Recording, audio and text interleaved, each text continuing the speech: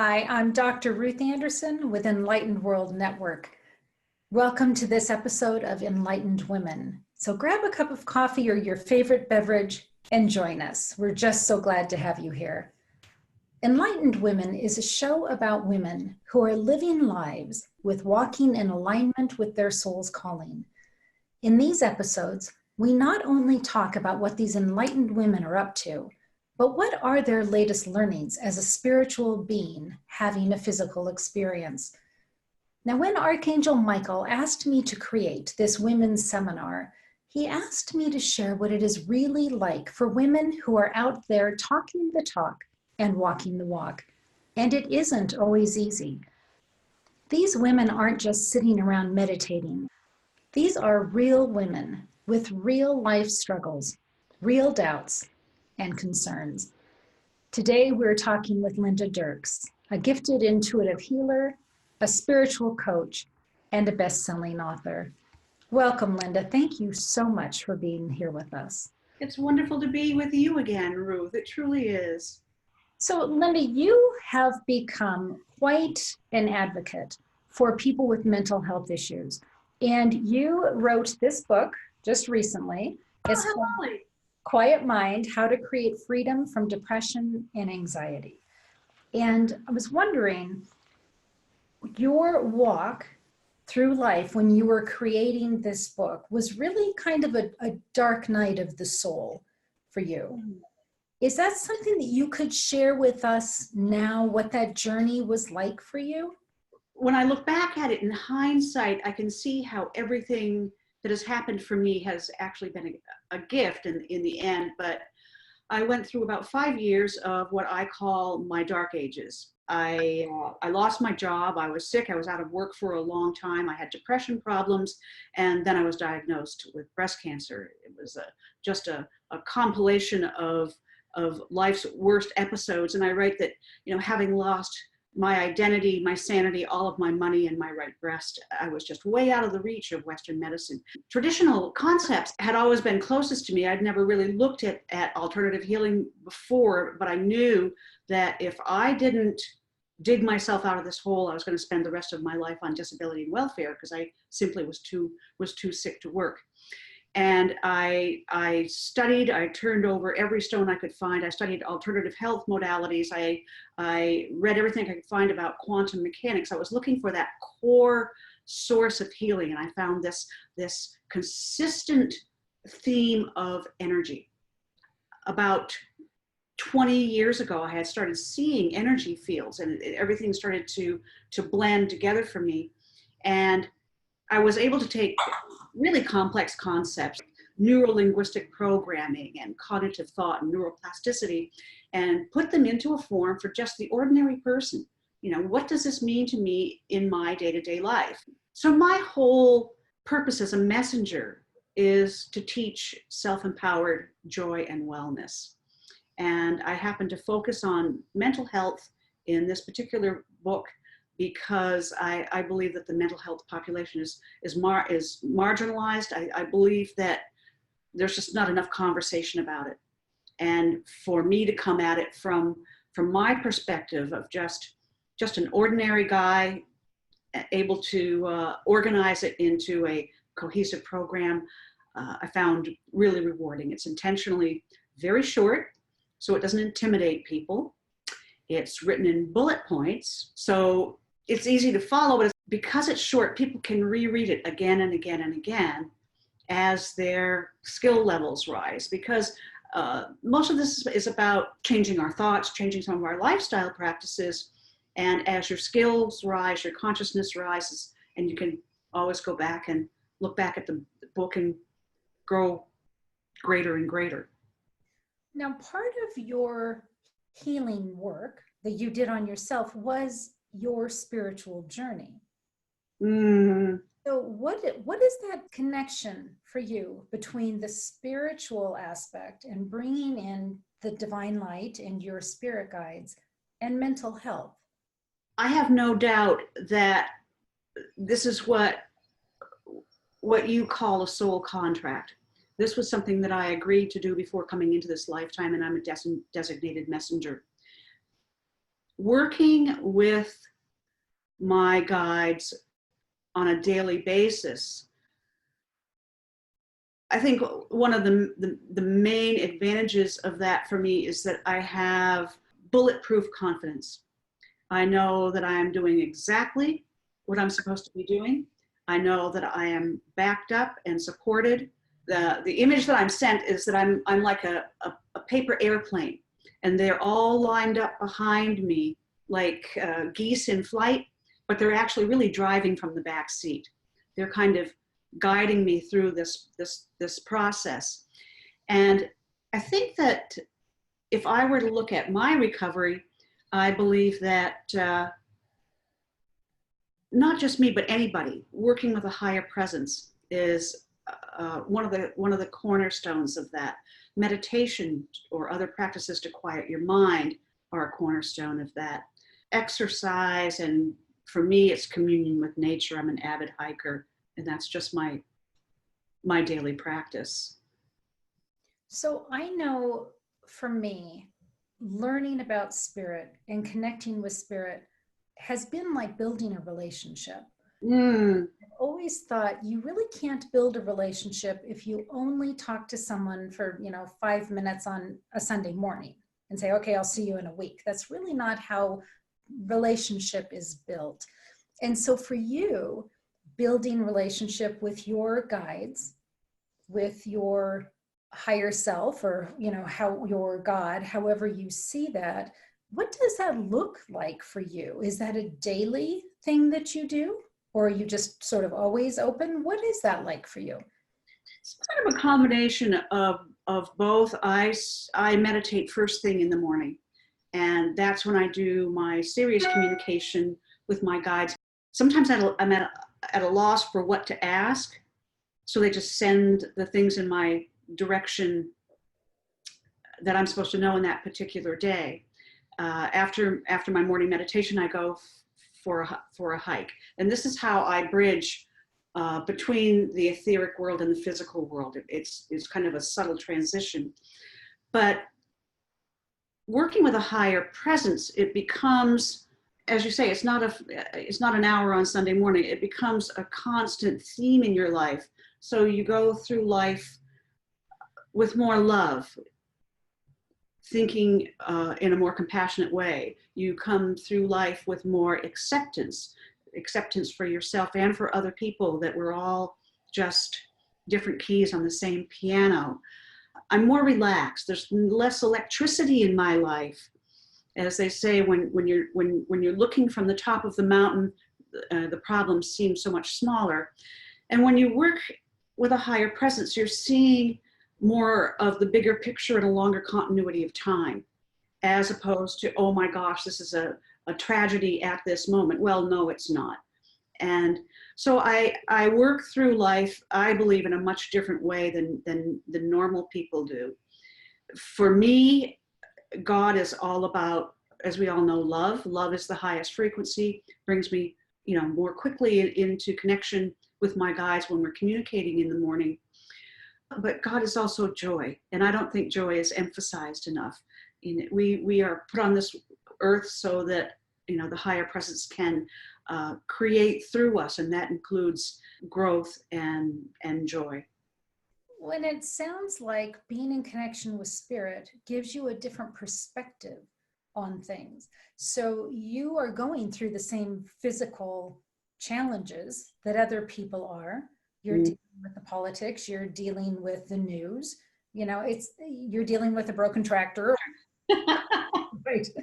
So you have those same challenges that other people have. It sounds like connecting with spirit for you just puts things in a different perspective. It does. So often we can be our worst enemy in the way that we let things affect us. As I say, when you look at things from a broader perspective, I'm single, so I deal with all of the problems myself, the brake job on the car, the gutters that need to be repaired, the yard work and all of that.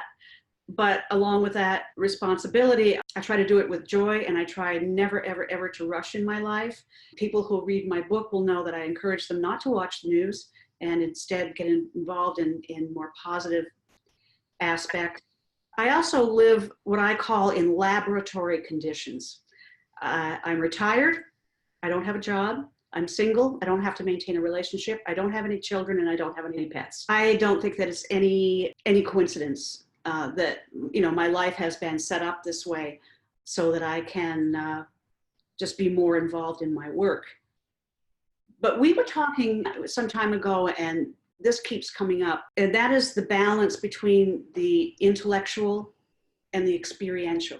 I mean, the experiential is our meditation time, our time of just intake, our time of expansion. Most people are probably like me when they're involved in their intellectual time, when you're trying to write a book, when I'm writing articles for magazines or newsletters. I am highly focused, and I'm like a horse with blinders on. And right now I'm in a point of play, just sitting back and making play part of my experiential time has brought me great growth, greater connectivity with my guides. As I say, just that little pivot of attitude that gives you a sharper insight into whatever it's supposed to be that you're working on next. So I think that this playtime and the growth time are coming together in perfect synchronicity so that you look at your next project from the appropriate perspective or from the appropriate state of consciousness. So what does playtime in meditation or in connection with spirit, what does that look like? Well, I'm looking at playtime in my entire life, just not my time in meditation, but playtime provides more time for meditation. I'm more likely to add an evening practice. I'm more likely to shut things down and say, no, it's time for me to take a break. There's an old adage in the country that if you're chopping and the chopping becomes hard, you don't chop harder, you stop and sharpen the axe. And this is my time to sharpen the axe. I think a lot of people heavily involved in the intellectual also when you're publishing, when you're doing marketing and outreach, which is an important part of our job. It's easy to get pulled in a lot of different directions, and it's easy maybe not to have as solid a faith in your abilities. This time of play is also a play when you settle back into your abilities, you settle back into your confidence, and it's like a springboard into a higher place. So that brings to mind something, Linda, that you and I have talked about before, that sometimes spirit gives us time for quiet and introspective and learning. And other times there's, at least for me, can't speak for you, but for me, there's the expectation of, okay, go put that out into the world. And so there's a sort of this ebb and flow of in time versus out in the world time. Do you experience that as well? I think that I need to process the in time and how I'm going to put it out to the world. I think for all of us who are here as appointed messengers, we want to reach people. My whole purpose in life is to save people from the suffering that I went through, and it's not that difficult, and I can bring this to them. And my frustration is, how can I reach more people? How can I involve more people in this process? So I think as you sit back, you become more receptive, and you're more likely for your guides to bring the answers to you that maybe you were struggling with. It's a time of receptivity. It's a time of saying, oh yeah, okay, and a time of realization. And as I say, just a time of greater expansiveness and receptivity. Does that make sense? Absolutely. Learning to listen and being willing to listen. Listening is quite a skill. And I think that when we get frustrated that we want to be moving forward, we have to remember the importance that, everything happens at the pace of spirit. And that ability to listen is very, very, very important. One of the things, as I was thinking about this session, I asked my guides, what should our listeners know? What would you like to tell our listeners? And the message for them was, tell them not to undersell their abilities. Because we all come into this lifetime with not only unique skills, but also often, this is what I call stepping up to the plate. When you step up to the plate, spirit steps up to the plate and meets you. It's like a common escalation that's going on all the time. So other people that want to get into this type of work, I believe that we all have abilities that we can claim. Stepping into the position of being a leader sometimes can be difficult. I was sent an image this morning of us all, you and I and the other women that we work with, as kind of pillars with lots of people around us. And we're just sending out softening waves through all the chaos and quieting things down. And I believe our society is at a point right now where it's poised for higher consciousness, and we can just try to be those waves going out to people. That's beautiful. And important that those waves don't have to be huge tidal waves. They can of course. Yes. I think back and this is another thing, you don't have to step into the spotlight and be a leader. Just be a mentor to someone else. Be a woman supporting other women.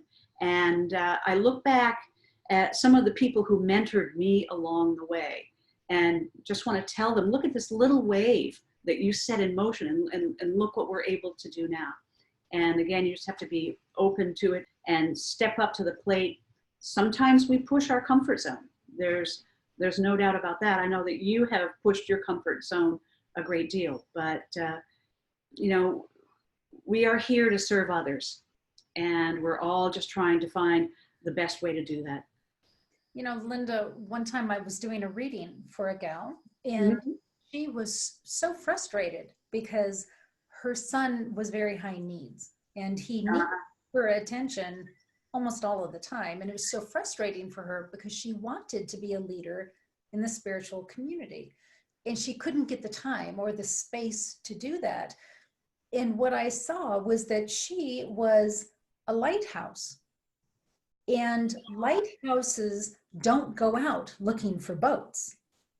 All they do is shine, and the boats come to them. It was so obvious that that was her role in life right now, while her son was, getting through elementary school and through school, and her time for really going out into the world would come. But for right now, she was just serving as a lighthouse for divine light, and that other people would see that and come to her.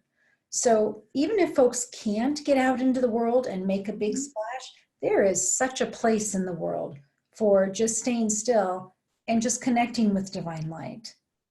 That plays a big role in the world too.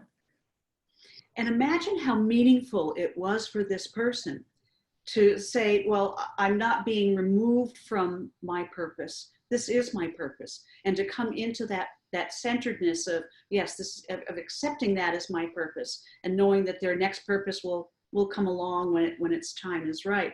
Leading, we can't underplay the importance of leading by example. And that's exactly what she's doing. What a wonderful gift to her. Well, have you had your calling change? Have you noticed it kind of shift as you've gone through this? Oh, absolutely. I started out, because I see and work with energy. I started out doing energy work, and I taught workshops at cancer retreats, and I just became an author as a fluke. But I can see absolutely that everything that I have done along the way, including things way back in my professional life, have all been lining up to lead me to where I am now. I had to go through these certain steps, not only to build my own confidence, but also to build my knowledge base, the same as you do. One of the hugest challenges for me, this is a second chapter in my life. In the first chapter in my life, I had a professional job. I was the director of a chamber of commerce. I was the go-to person for 600 businesses, and I was a government relations specialist. I was a lobbyist. I wore a suit every day. And so this is that identity change was extremely difficult for me to let go of and to step into something that was just so different. But the draw was enormous. My guides at that point just kept communicating with me with repeating messages: stay the course, stay the course, stay the course, and then of course come dance with me. That invite of and the connotation behind the dance as being, the flow, the intimacy, the connectedness, and that come dance with me still stays with me. I haven't heard it for a while, but it repeated to me for over years and years and years, and it was that constant repetition of a theme that finally brought me full circle into the identity shift. You said something humorous to me when you said fluke. It's a fluke that you ended up being a writer. And I would like to challenge that. I believe that was in your life plan all along. It just wasn't time before. If it was a fluke, you would not have written for Science of Mind magazine. You would not have written for Deepak Chopra's newsletter. And you would not have written for Enlightened World Online, nor would you be a best-selling author with your book here. So no, it's not a fluke. And when you said that when you step up to the plate, that spirit steps up to the plate with you, absolutely. And your life, just even in the last 16 months, is such a testament to that. As I look back, you're absolutely right. And I did have a background in journalism and marketing and writing. But one of the things I really want to emphasize, and this also goes back to what I was saying earlier about mentoring others. I doubt, well, perhaps I would have, but the most important things in the changes in my life were other people doing this work, saying to me, you can do this. My original mentor was Meredith Young Sowers from the Still Point Foundation, who gifted me a scholarship to one of her clairvoyant training programs. Meeting you was enormous, because working with you and other women in this network, we inspire one another, but we're like a gravitational star that you can be more, you can do more. And I think that's one of the big challenges of doing this work, is not thinking big enough. It goes back to that old saying that, our greatest fear is our own power, and getting rid of our self-limiting thoughts. And for me, I used to be an athlete. You play with somebody who's better than you are, it ups your game. And you play with part of a team, and it just, it escalates what you're doing. So the importance, I want to, especially applaud the importance of what you're doing. No, thank you. World. Linda, meeting you was so instrumental in my spiritual journey, because until that time, I didn't have a cohort. I didn't have a colleague that I could say, Spirit is telling me to do this, and I'm afraid to do it by myself. I need you to hold my hand and do it with me. I didn't have anybody in the world to do that with. And then I met you, which was not a fluke, by the way. By the way, Linda and I both ended up at a conference in a completely different state than where we both live. And she sat right in front of me, and it happened. We met, and she was the best souvenir I took home from the conference, is all I can tell you. But Linda has been that person for me of, okay, now I need to go learn how to do podcasts. Will you do them with me? Now I need to go create this. Will you do it with me? And it's not that she's standing next to me doing the work with me, but she's my cheerleader.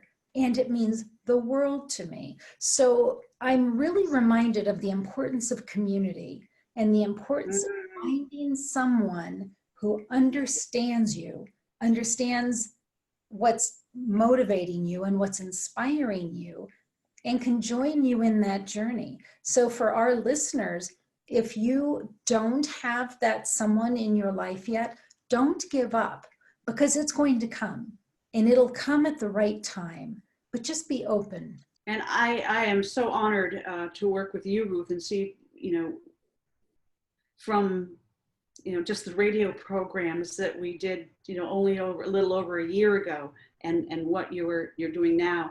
But it brings up what you and I have talked about, of finding your tribe.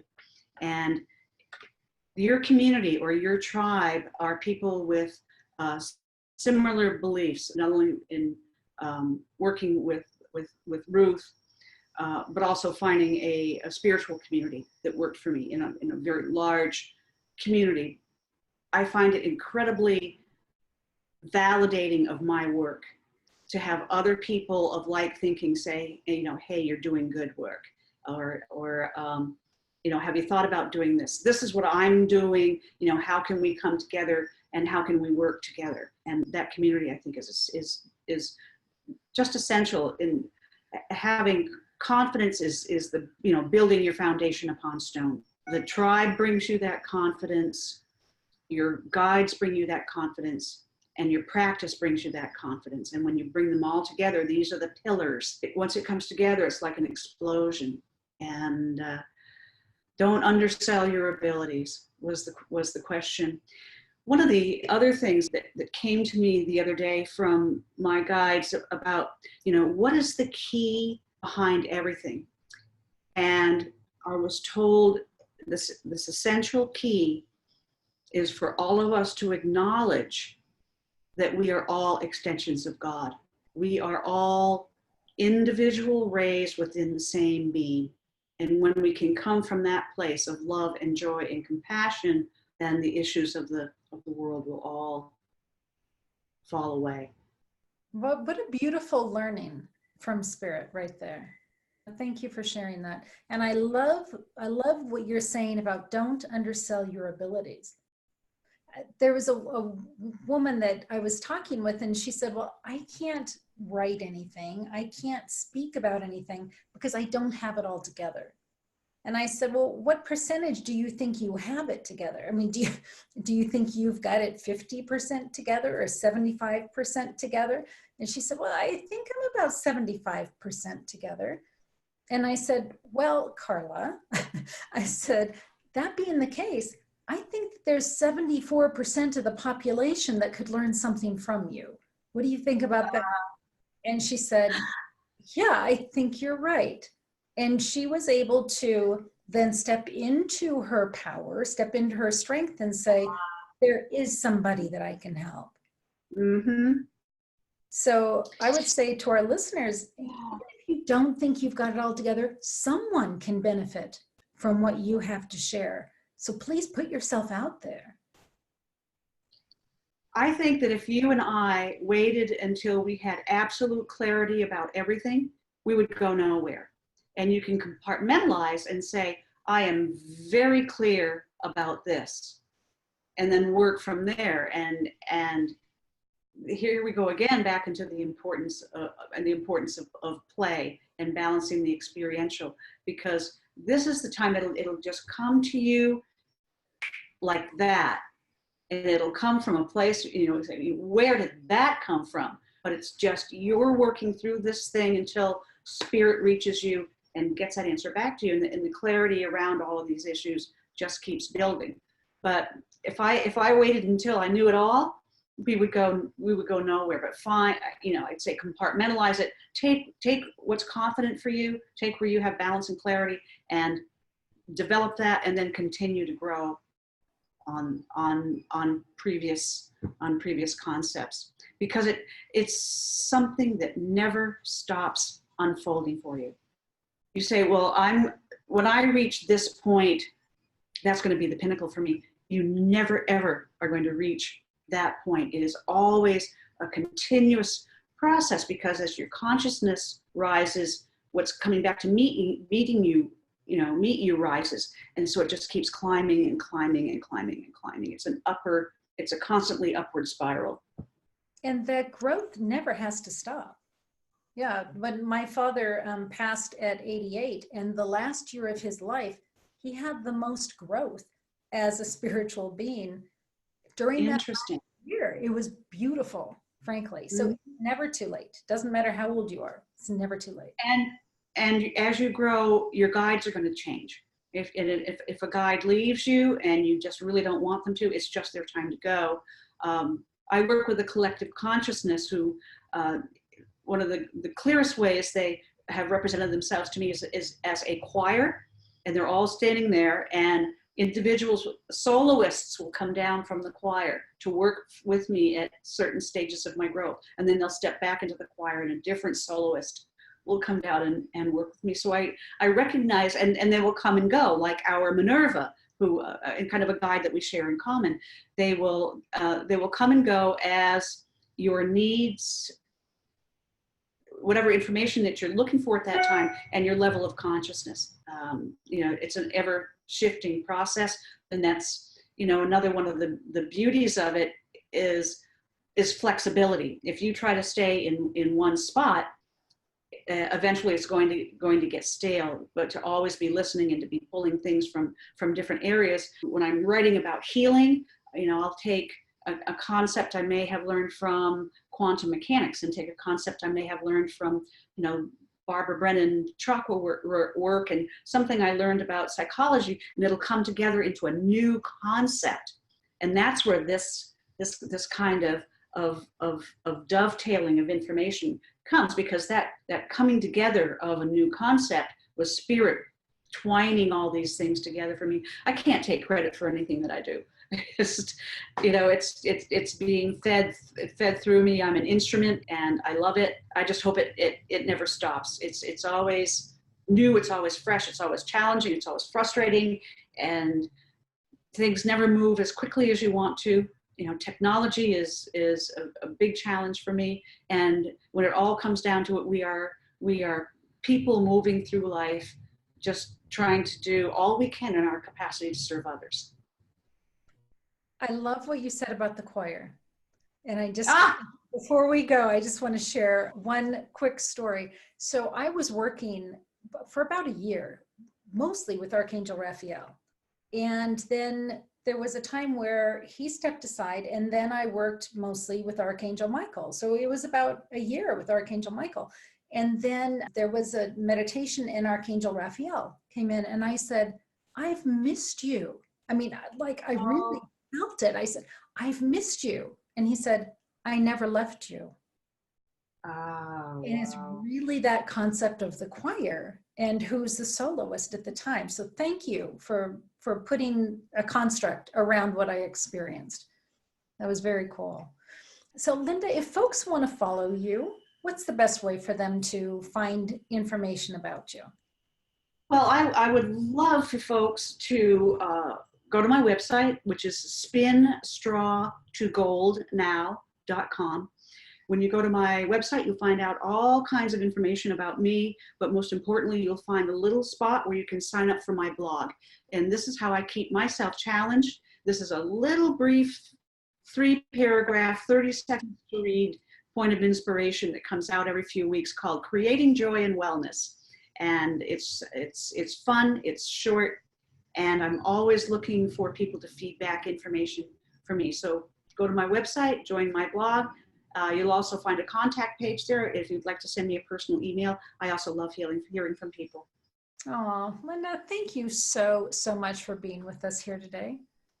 I greatly appreciate it. And I am so excited for all of the women that are going to get to hear this interview with you.